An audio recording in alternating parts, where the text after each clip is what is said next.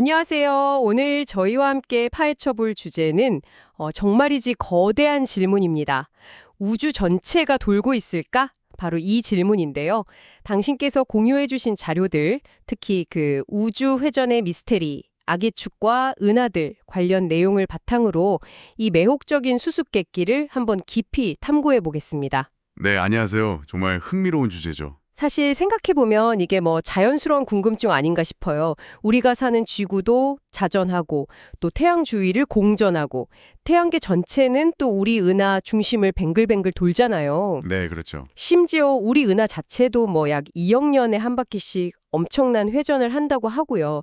이렇게 뭐 다 돌고 있는데 이걸 다 품고 있는 우주 전체라고 해서 가만히 있을까 싶기도 한데요. 네, 하지만 이 질문에 답하기가 어려운 아주 근본적인 문제가 하나 있습니다.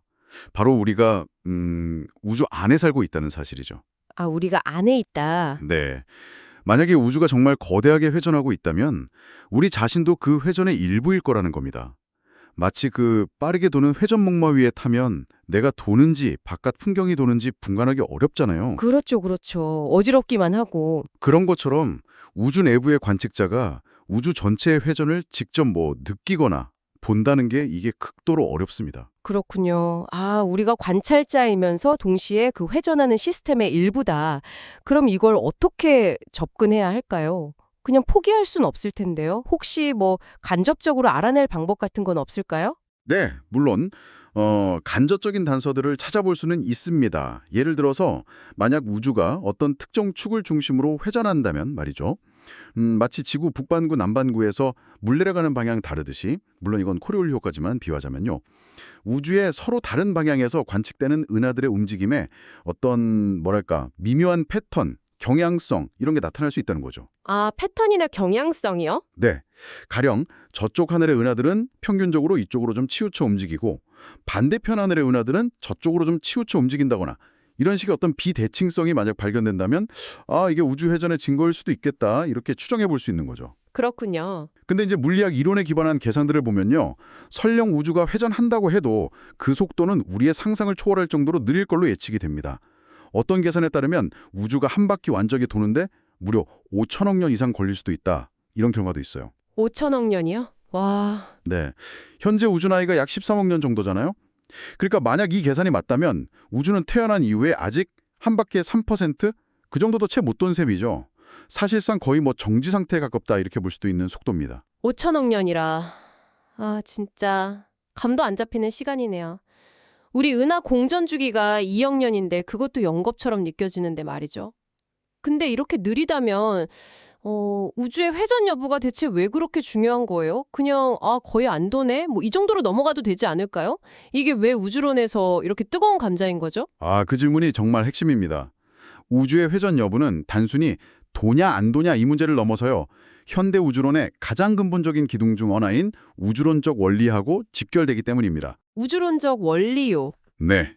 이 원리는 아주 거시적인 규모에서 봤을 때 우주는 어디나 균일하고 호모지아니어스 또 어느 방향을 보아도 동일하며 아이소트로픽 특별히 선호제는 중심이나 방향이 없다 이런 대전제거든요. 아하. 그러니까 우주는 기본적으로 공평하다는 거죠.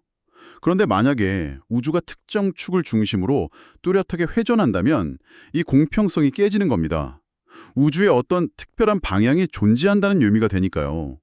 이건 코페르니쿠스가 지구가 우주의 중심이 아니라고 한 것만큼이나 어쩌면 우주에 대한 우리 이해를 근본적으로 바꿔야 할 수도 있는 굉장히 충격적인 발견이 될 수 있는 거죠. 아하. 단순히 도는 속도 문제가 아니라 그 우주의 근본적인 대칭성 문제군요. 어떤 특별한 방향성이 있냐 없냐. 그래서 중요하구나. 자, 그럼 이제 이 거대한 질문에 답을 줄지도 모르는 첫 번째 단서, 우주 배경 복사, CMB 속으로 한번 들어가 보죠. 빅뱅 후 약 38만 년 우주가 식으면서 원자가 생기고 빛이 처음으로 자유롭게 퍼져나갔을 때 그 첫 빛, 이게 식어서 지금은 마이크로파 형태로 우주 전체에 퍼져 있다고요. 말 그대로 우주의 가장 오래된 사진인 셈이네요. 네, 아주 정확한 표현입니다. 우주의 아기 사진이라고도 하죠. 2010년대 초반에 유럽 우주국의 플랑크 위성이 이 우주 배경 복사를 정말 전례 없는 정밀도로 관측을 했습니다. 수년간 하늘 전체를 샅샅이 훑었는데요. 그 결과 이 배경 복사의 온도가 하늘 전체에 걸쳐서 놀라울 정도로 균일하다는 사실을 다시 한번 확인했어요. 평균 온도는 절대 온도로 한 2.7켈빈 정도 되는데 지역별 온도 차이가 있어봤자 고작 10만 분의 1도 수준이에요. 극히 미미하죠. 10만 분의 1도요? 와, 거의 완벽하게 똑같다는 거네요. 그렇죠. 이 엄청난 균일성이 바로 우주가 거의 회전하지 않는다는 아주 강력한 증거로 해석됩니다. 만약 초기 우주가 회전을 했다면 그 회전 효과 때문에 배경 복사의 어떤 특정 패턴, 예를 들어 온도 분포의 미묘한 비대칭성 같은 게 보여야 하거든요. 그런데 그런 증거가 거의 발견되지 않았다는 거죠. 뭐 비유하자면 아주 매끄럽게 회전하는 공표면은 온도가 다 같겠지만 울퉁불퉁하거나 기울어져 돌면 온도 분포가 달라질 수 있잖아요. 그런 겁니다. 네네. 그래서 이 플랑크 데이터를 바탕으로 추정한 우주의 최대 회전 속도는 현재 우주 팽창 속도를 나타내는 허블 상수의 10의 마이너스 10승에서 마이너스 12승 수준, 즉 측정 오차 범위 내에서 사실상 0이다 이렇게 결론을 내렸었습니다. 와, 그럼 이걸로 그냥 게임 끝 아닌가요? 끝난 것 같은데요. CMB라는 가장 오래된 증거가 우주는 돌지 않는다 이렇게 딱 말해주고 있는 거잖아요. 근데 여기서 뭔가 소름 돋는 반전이 등장한다고요? 이름부터가 좀 악의 축, 엑시스 오브 이빌이라는 거예요. 왜 이름이 악의 축이죠? 뭔가 좀 불길한데요? 맞습니다. 모든 게 이제 깔끔하게 설명되는 줄 알았는데 플랑크 위성의 그 정밀한 데이터를 더 깊숙이 파고들었더니 설명하기 어려운 이상한 점이 발견된 겁니다. 우주 배경 복사의 그 미세한 온도차, 아까 말한 10만 분의 1도 요동 있잖아요. 그 분포를 수학적으로 분석할 때 구면 조화 함수 전개라는 기법을 씁니다. 구면 조화 함수요? 좀 어려운데요? 뭐냐면요. 복잡한 소리를 기본 주파수들로 분해하듯이 하늘 전체의 온도 패턴을 여러 가지 기본적인 크기와 모양의 패턴 성분으로 분해하는 거예요. 지구본 표면 무늬 분석한다고 생각해보세요. 가장 단순한 건 전체가 균일한 거, 단극, 그 다음은 한쪽 덥고 반대쪽 차가운 거, 쌍극, 그 다음 네잎 클로버 같은 4개의 영역 패턴, 4중극, 8개 영역 패턴, 8중극, 이렇게 점점 복잡한 기본 패턴들로 분해하는 거죠. 그런데 이 4중극하고 8중극 패턴을 분석해보니까 이 패턴들이 정렬된 방향, 즉 축이 있더라는 겁니다. 근데 이 축들이 우연이라고 보기에는 이상할 정도로 서로 거의 평행하게 나타난 거예요. 특정 패턴들이 우연히 정렬된다는 게 그게 왜 그렇게 놀라운 일이죠? 아까 우주론적 원리에 따르면 특별한 방향이 없어야 한다면서요. 근데 특정 축이 나타났다. 바로 그겁니다. 우주론적 원리에 따르면 이런 낮은 차수의 다중극자들 축 방향은 완전히 무작위로 랜덤하게 분포해야 하거든요. 그런데 4중극자랑 8중극자 축이 나란하다는 것도 이상한데 더 기가 막힌 사실은 이 악의 축이라고 불리게 된 정렬 방향이 놀랍게도 우리 태양계가 우리 은하 중심을 도는 궤도면, 즉 황도면하고 거의 정확하게 수직이라는 겁니다. 네, 태양계 궤도면하고요. 네, 측정된 각도가 약 89도 정도로 나왔어요. 거의 직각이죠. 잠시만요. 이게 왜 그렇게 이상한 거죠? 우주 배경 복사는 빅뱅 직후고 태양계는 훨씬 나중에 생긴 거잖아요. 그렇죠. 바로 그게 악의 축이라고 불릴 만큼 지독하게 이상한 이유입니다. 우주 배경 복사는 빅뱅 후 불과 38만 년 된 정말 우주 초기의 모습을 담고 있어요. 반면에 우리 태양계는 그로부터 거의 100억 년이라는 아득한 시간이 흐른 뒤 우주 전체 크기에 비하면 정말 티끌 같은 존재로 태어났단 말이죠. 그런데 어떻게 우주 탄생 직후의 그 거대한 구조 패턴이 수십억 년 후에 전혀 다른 과정으로 형성된 이 지극히 국소적인 태양계의 공전 궤도면과 이렇게까지 정밀하게 정렬될 수 있냐는 거죠. 이건 뭐 엠파이어 스테이트 빌딩 꼭대기에서 모래알 하나 떨어뜨렸는데 수백 년 전에 그린 뉴욕시 지도의 특정 지점에 정확히 떨어지는 것과 같은 그런 설명 불가능한 우연의 일치처럼 보인다는 겁니다. 와, 듣고 보니 진짜 기묘하네요. 그래서 과학자들이 골머리를 알면서 농담 반 진담 반 악의 축이라고 부르는 거군요. 표준 우주 모용으로는 도저히 설명이 안 되는 뭔가 찜찜하고 나쁜 축이다 이런 느낌으로요. 이게 혹시 우리가 모르는 새로운 물리법칙의 증거일까요? 아니면 진짜 말도 안 되는 우연일까요? 아직 답이 없다는 거죠. 혹시 뭐 관측 오류나 데이터 분석 과정의 문제일 가능성은 이제 완전히 배제된 건가요? 자료들 보면 그런 논의도 있었던 것 같은데요. 네, 좋은 지적이십니다.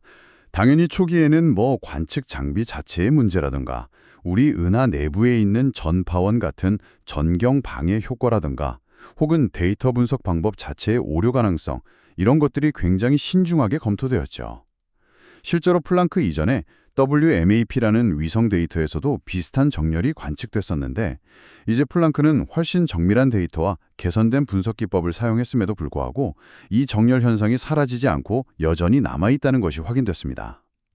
물론 아직도 통계적인 유행일 가능성을 완전히 배제할 수는 없다, 이런 주장도 있긴 합니다만, 많은 우주론자들이 이게 뭔가 중요한 의미를 가질 수도 있다, 이렇게 생각하면서 주시하고 있습니다. 아직 명확한 답은 없는 상태예요. 알겠습니다. CMB 이야기는 정말 흥미로우면서도 미스터리하네요. 그럼 좀 다른 각도에서 접근해 볼까요?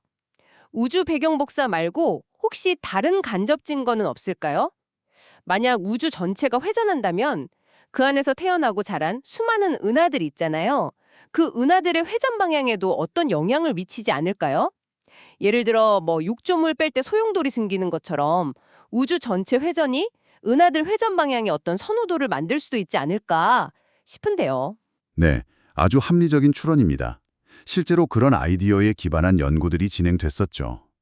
만약 우주가 특정 방향으로 회전하는 초기 가공 동량을 가지고 있었다면 그 미미한 영향이 은하들이 형성될 때 시야처럼 작용해서 통계적으로 봤을 때 특정 방향, 시계 방향이든 반시계 방향이든 그쪽으로 회전하는 은하가 약간 더 많을 수도 있다, 이런 가설이죠. 만약 하늘 전체를 쫙 봤는데 어느 한쪽 방향으로 도는 은하가 유의미하게 더 많다, 그러면 이게 우주 전체의 희미한 회전 성향을 반영하는 것일 수 있다는 겁니다. 그래서 그걸 확인하려고 아주 재미있는 프로젝트가 진행됐었죠? 갤럭시주. 저도 예전에 참여했던 기억이 어렴풋이 나네요. 수많은 은하 사진 보고 이렇게 분류하는 거였죠? 맞습니다. 2007년에 시작돼서 정말 엄청난 성공을 거둔 대표적인 시민과학 프로젝트죠. 슬론 디지털 전천 탐사 SDSS 같은 대규모 망원경 프로젝트가 찍어놓은 그 수백만 개가 넘는 방대한 은하 이미지들을 인터넷에 올리고 전 세계 누구나 참여해서 각 은하의 모양, 나선 은하다, 타원 은하다 분류하고, 특히 나선 은하의 경우엔 나선팔이 감긴 방향, 즉 시계 방향으로 보이냐, 반시계 방향 S형으로 보이냐, 이걸 판단하도록 했습니다. 전문가 소수로는 도저히 감당할 수 없는 데이터 양을 집단지성으로 해결한 아주 훌륭한 사례입니다. 네, 정말 대단한 아이디어였죠. 그런데 이 갤럭시주 프로젝트의 초기 분석 결과가 잠시 학계를 흥분시켰습니다. 수십만 명의 시민들이 분류한 데이터를 종합해보니 놀랍게도 시계 방향으로 회전하는 것처럼 보이는 나선 은하가 반시계 방향으로 보이는 은하보다 약간 더 많은 걸로 나타났어요. 그 차이가 아주 크진 않았지만 통계적으로는 유의미해 보였거든요. 그래서 혹시 이게 드디어 우주 회전의 증거를 찾은 거 아닐까 하는 기대감이 잠시 있었습니다. 오호, 그랬군요. 하지만 과학자들은 역시 신중하죠. 이게 진짜 우주의 본질적인 특성인지 아니면 혹시 우리 인간의 눈이나 뇌가 가진 어떤 편향, 바이어스 때문은 아닌지 의심했다고요? 어떻게 검증했나요? 네, 바로 그 점을 의심한 겁니다. 인간이 복잡한 나선 패턴을 볼 때 무의식적으로 특정 방향을 더 선호하거나 더 쉽게 인지하는 그런 심리적 또는 시각적 편향이 있을 수 있다는 거죠. 그래서 아주 간단하면서도 영리한 검증 실험을 했습니다. 원래 갤럭시주에 사용된 은하 이미지들을 전부 좌우로 반전시킨 거울 이미지를 만든 거예요. 그걸 다시 사람들에게 보여주고 똑같이 회전 방향을 분류하게 한 거죠. 거울 이미지요. 네. 생각해보세요. 만약 정말로 우주에 시계 방향 은하가 더 많다면 그 이미지를 거울에 비추어 보면 어떻게 보여야 할까요? 반시계 방향 은하가 더 많아 보여야겠죠? 원래 시계 방향이었던 게 뒤집혔으니까. 그렇죠. 실제 물리적인 분포가 그렇다면 말입니다. 그런데 결과는 놀랍게도 사람들은 좌우가 뒤집힌 거울 이미지에서도 여전히 시계 방향처럼 보이는 사실은 원래 반시계 방향이었던 은하가 더 많다고 응답했습니다. 그렇다면 이건 실제 은하 회전 방향 분포 때문이 아니라 그냥 우리 인간이 나선팔 구조를 볼 때 특정 감긴 방향, 아마 시계 방향을 더 쉽게 나선으로 인식하는 경향이 있다는 거네요. 아쉽지만 그럼 이건 해프닝으로 끝난 거군요. 네, 안타깝게도 갤럭시주 초기 결과를 통한 우주 회전 증거 찾기는 인간의 인지 편향 때문이었다, 이런 결론으로 마무리되는 듯 했습니다. 하지만 이야기가 여기서 완전히 끝난 건 아닙니다. 최근에 아주 강력한 성능을 자랑하는 제임스 웹 우주망원경 JWST가 아주 먼 과거 즉 초기 우주의 모습을 들여다보면서 새로운 국면을 맞이하고 있습니다. 오, 제임스 웹 또 뭔가 보여준 건가요? 초기 우주라면 갤럭시주에서 봤던 비교적 가까운 은하들하고는 다른 얘기가 나올 수도 있겠네요. 바로 그렇습니다. 제임스 웹은 그 놀라운 감도와 해상력으로 우주 나이가 지금의 절반도 안 되었을 때, 그러니까 빅뱅 후 수십억 년밖에 안 지난 시점에 아주 어린 은하들의 구조와 회전을 상세히 분석할 수 있게 해주거든요. 최근 한 연구팀이 제임스 웹 데이터를 이용해서 약 260개의 초기 우주 나선 은하들의 회전 방향을 분석했습니다. 그랬더니 놀라운 결과가 나왔습니다. 이번에는 반시계 방향으로 회전하는 은하가 시계 방향으로 회전하는 은하보다 약 2배 더 많은 것으로 나타났다는 겁니다. 네, 2배마요. 예, 2배 1이라는 비율은 단순히 통계적인 오차나 우연으로 치부하기에는 꽤나 높은 수치죠. 물론 아직 분석된 은하 수가 260개 정도로 그렇게 많다고 할 수는 없어서 이것만으로 초기 우주는 반시계 방향으로 돌았다, 이렇게 단정하기는 매우 이릅니다. 앞으로 훨씬 더 많은 초기 은하 데이터에 대한 분석, 그리고 다른 연구팀에 의한 교차 검증이 반드시 필요합니다. 하지만 만약 이 결과가 앞으로의 연구에서도 계속해서 확인된다면 이건 우주 초기에는 특정 회전 방향이 선호되었을 가능성을 강력하게 시사하는 거죠. 그리고 이건 어쩌면 우주 전체가 아주 미약하게나마 특정 방향으로 회전하고 있다는 주장을 뒷받침하는 굉장히 흥미로운 증거가 될 수도 있습니다. 그래서 이 문제가 다시 한번 우주론의 뜨거운 감자로 떠오르고 있는 겁니다. 와, 정말 엎치락뒤치락하네요. 갤럭시 주에서는 편향 때문에 기각됐던 아이디어가 제임스 웹의 초기 우주 관측에서 다시 살아날 가능성이 생긴 거군요. 이건 정말 앞으로 주목해야 할 결과인 것 같습니다. 자, 잠시 다른 이야기로 넘어가 볼까요? 우리가 우주를 이해하는 방식에 대한 이야기인데요. 자료 중에 X선 천문학에 대한 내용도 있었는데 어떤 빛으로 우주를 보느냐에 따라 우리가 보는 우주의 모습이 완전히 달라진다는 점이 흥미로웠습니다. 맨눈으로 보는 밤하늘하고 X선 망원경으로 보는 밤하늘은 완전히 다른 세상이라면서요. 네, 그렇습니다. 가시광선, 즉 우리 눈에 보이는 빛으로 밤하늘을 보면 대부분은 그냥 텅 빈 공간처럼 보이죠. 별들이 점점이 박혀 있고요. 하지만 같은 하늘을 X선 망원경, 예를 들어 나사의 찬드라 X선 우주 망원경 같은 걸로 보면 완전히 다른 모습이 펼쳐집니다. X선은 가시광선보다 에너지가 수천 배에서 수백만 배나 높은 빛이기 때문에 온도가 수백만 도 이상으로 극도로 뜨거운 가스구름이라든가 블랙홀이 주변 물질을 빨아들이면서 내는 제트, 혹은 초신성이 폭발하고 남은 뜨거운 잔해, 이런 아주 격렬하고 에너지가 넘치는 현상이 일어나는 곳에서 주로 방출돼요. 그래서 X선 관측은 우주의 이런 뜨겁고 폭력적인 면모를 연구하는데 아주 필수적입니다. 그렇군요. 같은 대상이라도 어떤 파장의 빛으로 보느냐에 따라 보이는 정보가 전혀 다른 거네요. 마치 우리가 그냥 볼 때는 멀쩡해 보이는 사람도 적외선 카메라로 보면 체온 높은 부분이 확 드러나는 것처럼요. 아, 네. 정확한 비유입니다. 그래서 현대 천문학에서는 다중파장 천문학, 멀티 웨이블랭스 어스트로노미라는 접근 방식이 매우 중요합니다. 어떤 하나의 천체나 우주 현상을 제대로 이해하기 위해서 전파, 마이크로파, 적외선, 가시광선, 자외선, X선, 그리고 가장 에너지가 높은 감마선까지 가능한 모든 종류의 전자기파, 즉 빛의 영역에서 관측한 데이터를 종합적으로 분석하는 겁니다.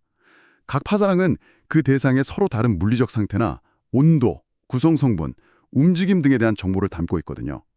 그래서 이들을 모두 합쳐야 비로소 그 대상의 본질을 입체적이고 깊이 있게 이해할 수 있는 거죠. 정말 흥미로운 접근 방식이네요. 그런데 여기서 더 놀라운 점은 이렇게 우주의 비밀을 파헤치기 위해 개발된 고도의 수학적 분석 도구들이 전혀 예상치 못한 다른 분야에서도 아주 유용하게 쓰인다는 사실입니다. 아까 우주 배경 복사의 미세 패턴 분석할 때 잠깐 언급하신 푸리의 변환이나 구면조화 함수 같은 그런 복잡한 수학 기법들이요. 이게 천문학 말고 어디에 또 쓰이나요? 맞습니다. 과학의 발전은 종종 이렇게 서로 다른 분야 간의 도구나 아이디어 교환을 통해 이루어지곤 하죠. 우주 배경 복사처럼 구면 위의 복잡한 패턴이나 우주 거대의 구조의 분포 같은 것을 분석하기 위해 개발된 정교한 수학적 통계적 방법들이 다른 복잡계 컴플렉스 시스템을 이해하는 데에도 매우 강력한 도구가 됩니다.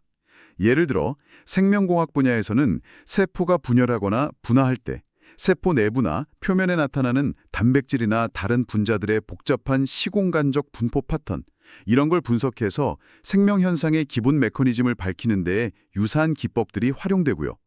또 재료공학에서는 새로운 합금이나 복합 소재의 미세한 내부 구조, 결정 구조나 결합 분포 같은 것을 3차원적으로 분석해서 그 물질의 기계적, 전기적 특성을 예측하거나 개선하는 데 쓰이기도 하고요. 화학공학에서 복잡한 연쇄 반응 속도나 효율 모델링하는 등 정말 다양한 분야에서 응용되고 있습니다. 우주의 가장 큰 스케일의 문제를 풀기 위해 만든 도구가 우리 주변의 가장 작은 스케일의 문제를 푸는 데 도움을 준다는 점, 참 아이러니하면서도 과학의 보편성을 보여주는 멋진 사례라고 생각합니다. 정말 그렇네요. 우주를 연구하는 것이 단순히 저 멀리 있는 별과 은하를 아는 것을 넘어서 우리 삶과 기술에도 이렇게 연결될 수 있다는 점이 놀랍습니다. 자, 그럼 오늘 긴 시간 동안 파헤쳐본 질문으로 다시 돌아가 보죠.